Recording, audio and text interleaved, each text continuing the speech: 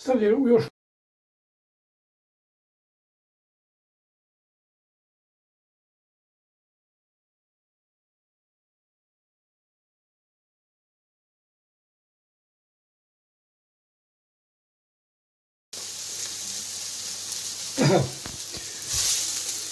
evo vidiš, sad je, pošto je luk skoro upržen, stavit ćemo lisičarke ove gljive.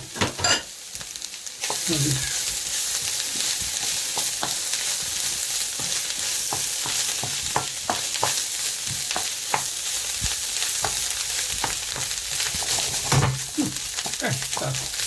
Tek se. Da vidimo vamo luk što radi. Evo vamo luk za gulaš. Pošto je isto dobio boju. Miješat ćemo i meso.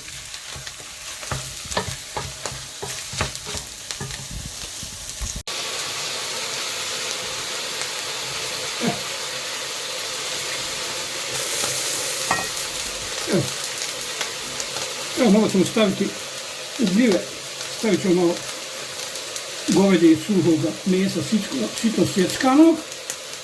Evo ga. Evo. Tako.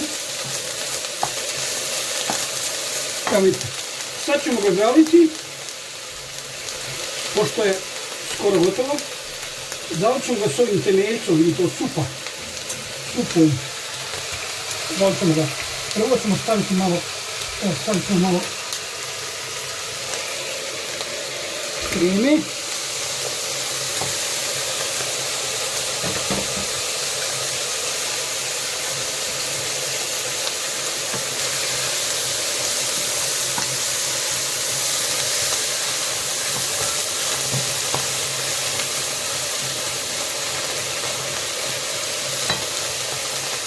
Pa ćemo onda zaliti sa temeljicom. Evo. Evo temeljac. Vidiš, ovo je temeljac koji smo danas napravili. Evo. Čekaj malo. To ćemo staviti. Petersilije. Peršun. Sitno sjeckani peršunov lis i sad ćemo pustiti da uvrije. Da uvrije, da se prilično sos zgusne. Evo, ukoliko ne bude gust, njega ćemo malo pojačati sa brašnom, ali nećemo imati potrebu, ja mislim. Evo, malo bijelog luka. Tako.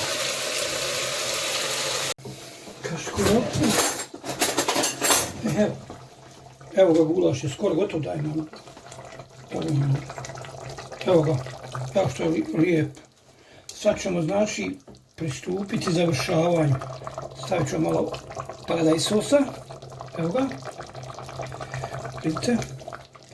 I sad, kao što sam rekao, pomiješat ćemo jedan dio od ove gljiva, lisičarki, jedan dio, evo ga. I to će biti taj, tako reći, lovački gulaš. Teleći gulaš, lovački način. Evo, sad ćemo pustiti samo malo da uzavrije i to ćemo sasvim malo paprike. Evo, paprike. Evo. Paprike. I ja sam prošli put isto rekao, kod begove čorbe, kremu, pošto nema puno ovdje, znači 2-3 dana može krema da stoji. Znači kremu ćemo staviti na kraju skroz, da malo boju, ipak, da mu da malo boje, jer njemu treba malo, teletini treba malo kreme. Evo, stavit ćemo još malo paprike. Ja mislim da je on sad dovoljno slan, pošto sam dobro osolio one lijepo sam začinio ove gljive.